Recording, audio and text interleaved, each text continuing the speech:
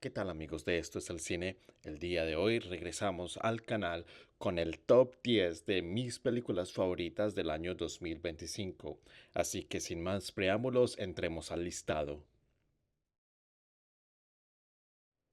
Ryan Johnson nos entrega otra historia del detective Benoit Blanc, nuevamente interpretado de manera magistral por Daniel Craig. En esta ocasión la trama de misterio, asesinatos y detectives se usa como plataforma para ahondar en temas bastante profundos como la fe, la culpabilidad y la religión. Johnson los aborda desde el respeto, pero sin temor a criticar y denunciar las figuras que usan de esos temas tan sensibles y poderosos para aprovecharse del temor, las creencias y las falencias de las personas. Como ya es costumbre en estas películas de la saga Knives Out, a través del contexto donde se sitúa la historia se nos presenta una radiografía de la sociedad contemporánea. La película disecciona algunas tendencias y males que acongojan a la sociedad, como la creación de figuras de poder a través de las redes sociales o la desvirtuación de la religión. El protagonista de esta entrega es el padre Judd, interpretado por Josh O'Connor, quien se nos presenta como este joven cura que debe enfrentarse a la corrupción de la fe y la manipulación de la iglesia, personificada en el papel de Josh Brolin. Adicionalmente, el conflicto interno del protagonista ejemplifica a la perfección lo que significa llevar la fe de un credo, donde este camino de bondad y sobriedad muchas veces debe luchar con el instinto feroz y violento innato a los seres humanos. Es este protagonista una figura fascinante quien debe mantener la calma y la compostura en medio de un entramado thriller de misterio, cuidando de no afectar en lo que los feligreses creen. Sin embargo, el misterio, aunque atrapante e inteligente, pierde su fuerza por el débil reparto de personajes que no son tan desarrollados ni explorados como en entregas anteriores de esta saga. Esa es la única falencia de la cinta, que no la hace decaer por completo, pero sí pudo ser un elemento para mejorar. Aún así, Wake Up Dead Man no deja de ser una entretenida película de detectives, con un fantástico protagonista acompañado del siempre asombroso Daniel Craig interpretando a su ya icónico detective Benoit Blanc.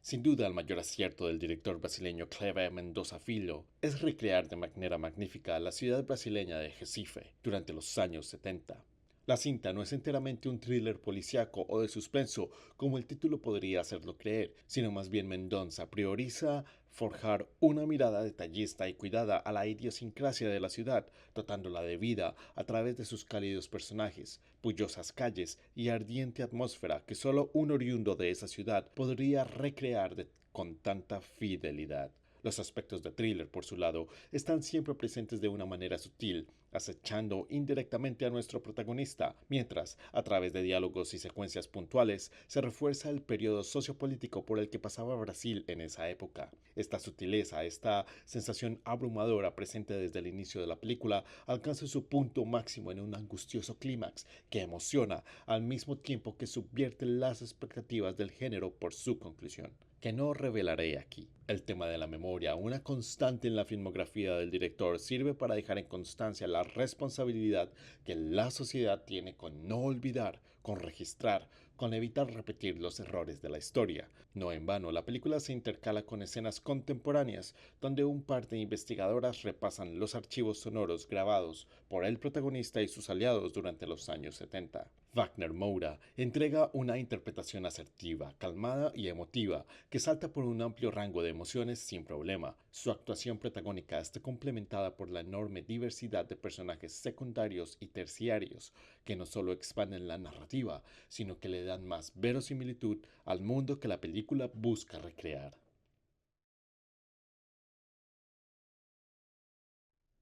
Es bien sabido que desde hace varios años ya el universo cinematográfico de Marvel ha tenido un declive, no tanto en su calidad narrativa, que a mi consideración se ha mantenido igual desde sus inicios, con altos y bajos a lo largo de sus casi 20 años de historia. A mi percepción, el declive parte desde la conexión con el público, que no ha podido sostener su fidelidad tras Avengers Endgame. Después del 2019, Marvel Studios ha dado historias de buen calibre como la serie Loki o la tercera entrega de Guardianes de la Galaxia, donde el factor común de su éxito y alta calidad narrativa recae en el núcleo y el viaje emocional que sus personajes recorren. En Thunderbolts, o también conocida como Los Nuevos Vengadores, nos reencontramos con varios personajes, algunos pocos conocidos de la franquicia. Este reparto de antihéroes resalta por salirse del molde arquetípico del superhéroe, pero cuyo trasfondo emocional y narrativo es lo bastante poderoso como para que su unión resulte en un guión sólido y emotivo que se siente como una propuesta fresca entre el catálogo de Marvel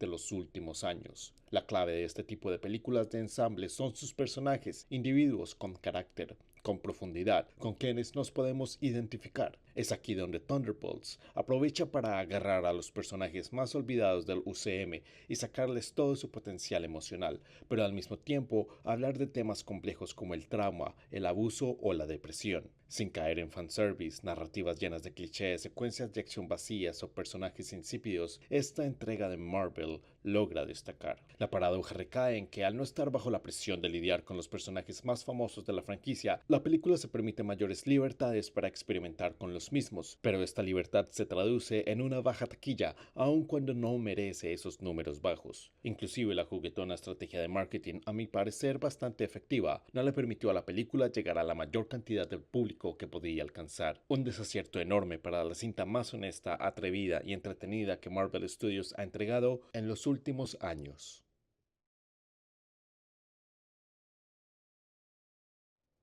Una de las películas más divisivas del año entre el público, pero que en lo personal me encantó y encuentro bastante atractiva y propositiva. No considero que refresque el ya trillado género de zombies, no busca hacerlo tampoco, pero sí ofrece un acercamiento a este tipo de mundo post-apocalíptico con una fina mirada artística y conceptual diferente. Son varias las decisiones creativas que le dan personalidad a 28 años después, como su montaje a veces esquizofrénico, acompañado de una magníficamente aterradora banda sonora, o también algunas de sus secuencias casi oníricas. Hasta el uso de un grupo de iPhones para captar tomas innovadoras y así crear una atmósfera inmersiva que va de la mano con la aspereza del mundo donde se sitúa la película. El eje sentimental de la cinta tampoco se queda atrás, con la conmovedora dupla actoral de Jodie Comer y Alfie Williams, interpretando a madre e hijo en una dinámica que personifica el núcleo temático y emocional de la cinta, así como la presencia de Ralph Fiennes en un papel que al inicio parecía tener tintes del Colonel Kurtz en Apocalypse Now, pero que resultó ser todo lo contrario, un efectivo giro que subvierte las expectativas tanto del género como de la misma película. 28 años después, acierta en tocar temas como la masculinidad y la transición a la adultez con simbolismos bastante claros. Destaco sobre todo el contraste entre Spike, su padre, interpretado por Aaron Taylor Johnson, y el zombie Alpha, que representa la masculinidad tóxica y salvaje a la que el padre de Spike aspira que él y su hijo lleguen, al menos metafóricamente. Danny Boyle regresa a la franquicia tras iniciarla con su primera entrega, y es esta decisión lo que fortalece a la película, pues no solo detrás de la cámara está un excelente cineasta, sino también alguien que entiende y respeta el potencial del mundo en el que nos inmersa.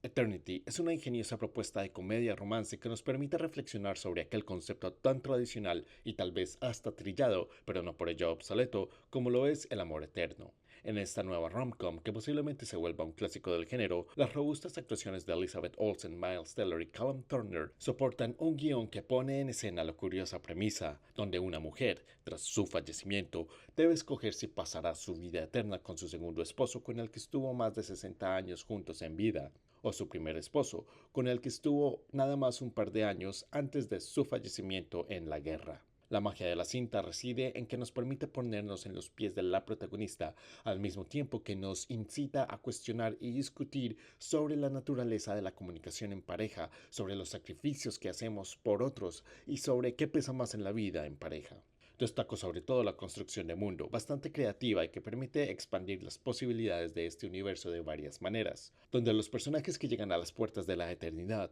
pueden escoger varios tipos de vidas eternas, como el mundo de playa, de bosque, de los fumadores o inclusive de ser infantes para siempre. La cinta es una cálida y emotiva comedia romántica con un concepto fresco y novedoso, donde lo que destaca es su habilidad innata para generar conversación alrededor de la premisa, las acciones de los personajes, el mundo que crea y la resolución del conflicto narrativo.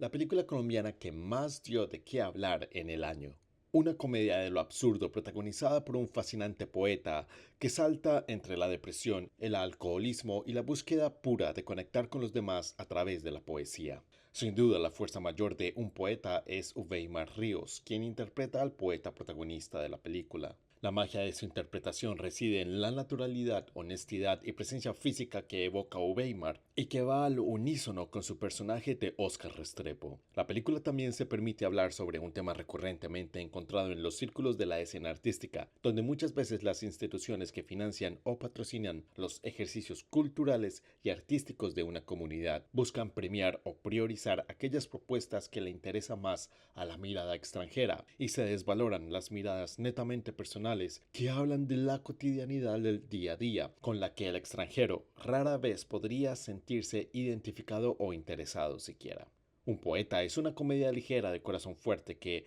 con su fascinante conjunto de personajes, complejidades emocionales y divertidos gags de comedia física, ejecuta una carismática historia con efectividad. Al igual que en otras entradas de este listado, nos encontramos con un protagonista no hegemónico, no tradicional, poco aspiracional, pero terriblemente humano, honesto y fascinante. Es importante mencionar los poemas recitados a lo largo de la cinta, que son el detalle final que eleva la sensibilidad de la película y sus personajes a un mayor nivel.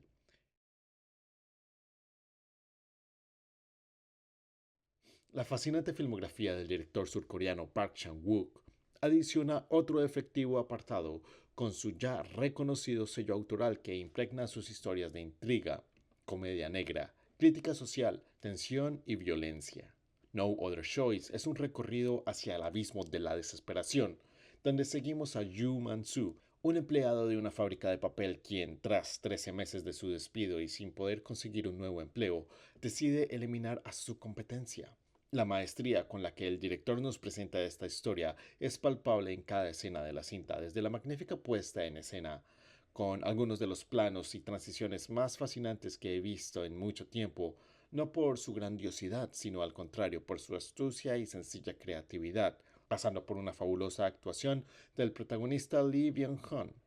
hasta llegar a un agridulce pero perfecto final que cierra con broche de oro la crítica social que el guión pone frente a nosotros. Park Chan-wook no solo hace uso de la música y la comedia para elevar su película, también hay una fuerte presencia de la arquitectura y el diseño de interiores que juega demasiado a favor de No Other Choice, brindándole a cada secuencia aún más personalidad. Es este acercamiento a la arquitectura el elemento visual que permite la recordación del estatus social al que Yu Man-soo resiste abandonar. La cinta logra equilibrar con virtuosismo la crudeza de las decisiones que toma el protagonista, con la comedia absurda que adorna cada impactante momento de la película. Dupla ya familiar del nuevo cine surcoreano que le ha asegurado tantos éxitos en las últimas décadas a diferentes directores.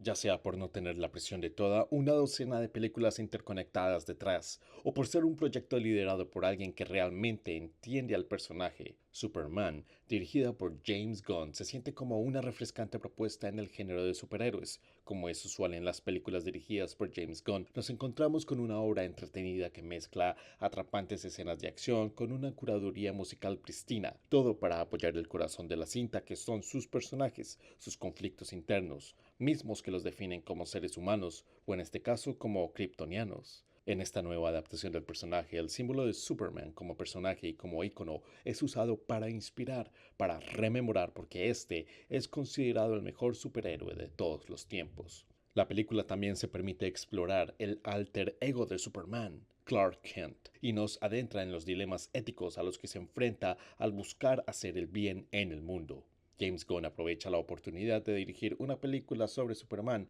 James Gunn aprovecha la oportunidad de dirigir una película de Superman para cuestionar al personaje, pero no desde la crítica, ni mucho menos desde un intento fallido de subvertirlo innecesariamente, sino para llegar a una disección de lo que representa esta personificación de la esperanza que ha inspirado a millones de personas a lo largo de 90 años de historias. El fascinante trabajo musical de John Murphy no tiene nada que envidiarles a los icónicos trabajos de John Williams y Hans Zimmer en entregas anteriores del personaje. La banda sonora de esta entrega nos da un nuevo himno sinfónico lleno de identidad, energía y aventura, que va perfectamente de la mano con el Superman interpretado por David Corenswet. En la cinta también brillan todos los personajes secundarios, desde Lois Lane y Lex Luthor hasta los otros superhéroes como Linterna Verde y Hawkgirl. Estos personajes no se perciben como planos o unidimensionales y se deja entrever el potencial y el futuro que se les depara dentro de este nuevo universo cinematográfico. Superman, la primera apuesta del DCU,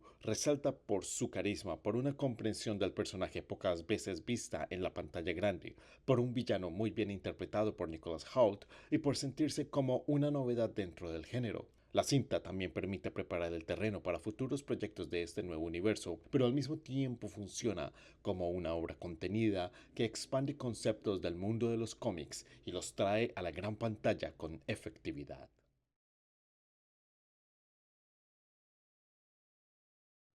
Warner Bros. Este año la sacó del estadio, entregándonos tres blockbusters que se desprenden de las grandes franquicias, cuyos moderados éxitos rememoran las épocas de los años 80 y 90, donde propuestas de mediano presupuesto, para estándares de Hollywood, son llevadas a la pantalla grande por directores con una fuerte mirada autoral. Sinners y Weapons son dos apuestas de terror bastante efectivas, cada una con sus propios aciertos, personajes inolvidables, escenas cautivadoras y terroríficas atmósferas muy bien logradas. Sin embargo, una batalla tras otra dirigida por Paul Thomas Anderson es mi cinta favorita de esta magnífica triada, sobre todo por lo potente de su simbolismo e ideología y del contexto sociopolítico que pone en escena, tan relevante para estos momentos. A través de la película, Anderson hace una radiografía a las problemáticas actuales de los Estados Unidos, al mismo tiempo que critica el ascendente fascismo que se está gestando en el mundo. Me atrevo a decir que esta cinta tiene el mejor tercer acto de todas las participantes de este listado, un conjunto de secuencias cargadas de adrenalina, tensión, humor y comentario social que cierra con broche de oro el viaje que hemos presenciado desde el inicio de la película. El apartado actoral, por supuesto, no se queda atrás y nos encontramos con un reparto de personajes fascinantes, liderados por Leonardo DiCaprio. Resaltan también Benicio del Toro como el arquetipo del calmado maestro y guía, y Sean Penn como un militar racista, supremacista, obstinado, lleno de odio, pero a fin de cuentas víctima de su propio cáncer ideológico. La revelación estrella de una batalla tras otra es Chase Infinity, cuyo personaje es la personificación de la juventud y el futuro amenazado por el fascismo, pero que debe pagar los pecados de las generaciones anteriores. Considera ya un clásico moderno, una batalla tras otra es sin duda una película relevante y asertiva que abarca sin tapujos temas como el racismo, el nacionalismo, las relaciones parentales y las luchas ideológicas.